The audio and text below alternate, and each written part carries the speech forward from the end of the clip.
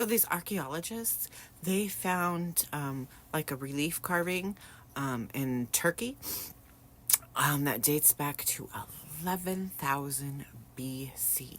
And the relief is like two leopards, one on each side of a little dude with his in his hand. And yeah, I mean, it's like as big as he is. Anyway, so that happened. Do you ever think about the Roman Empire? How often do you think about the Roman Empire? What do you think about the Roman Empire?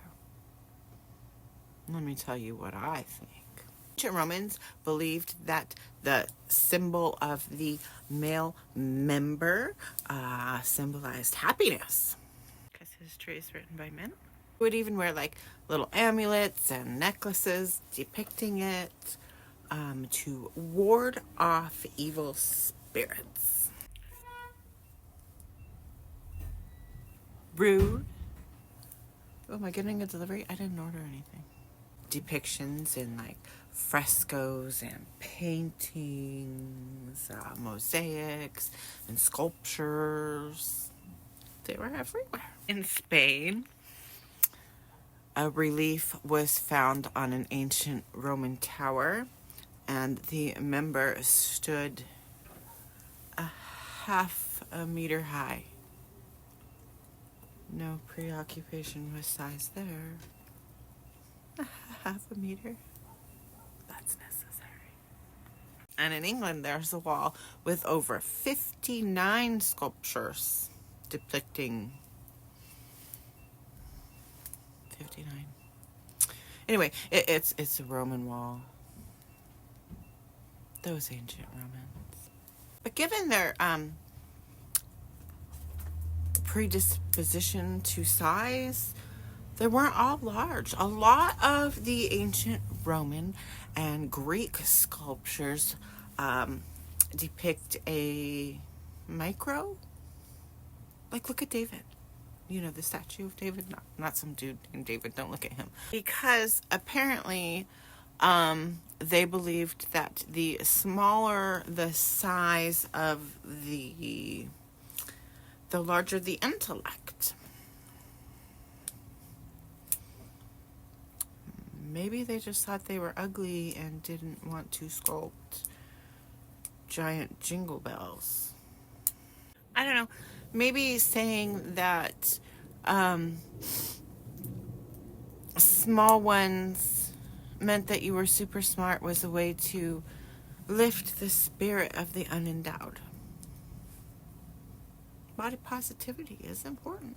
There was even an ancient Roman poet who said that the ideal male should have a gleaming chest, bright skin, broad shoulders, a tiny tongue,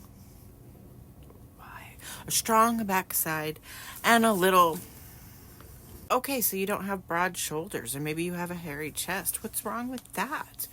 The beauty ideals and standards are just absolutely ridiculous, because if we all looked the same or fit the same mold, that would be really super boring. We really should learn to embrace diversity and body positivity, because you know what?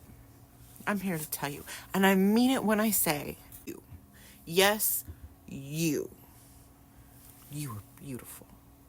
You are absolutely beautiful, so just accept it. Mythology, Osiris, the story of Osiris goes that he was chopped into 14 different pieces and scattered across the country. So his wife Isis went around and gathered up all the parts, all except for one part. And she couldn't get that because it had been eaten up by a Nile fish. So, I mean, she did what any wife would do, right? She reconstructed one for him. It even worked because, you know, she dabbled in a little necromancy and brought him back to life for one day. And in that one day, they conceived their son Horus with his false member. But Osiris and Isis had also fathered the god Min, M-I-N in modern day English.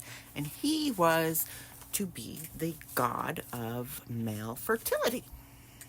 Now, see, when through worship, if a him would have trouble procreating with their wives, they would worship or pray to the god Men and offer Men little sculptures as, a cute little offering to help them conceive. And when Tutankhamun was embalmed, he was put at a 90-degree angle. This is possibly an attempt to make the king appear as Osiris with his... It broke off of the mummy in transportation. I think it's on display somewhere. I think there's a museum somewhere. And a part of the museum is dedicated to members of historical figures. Like on display in jars.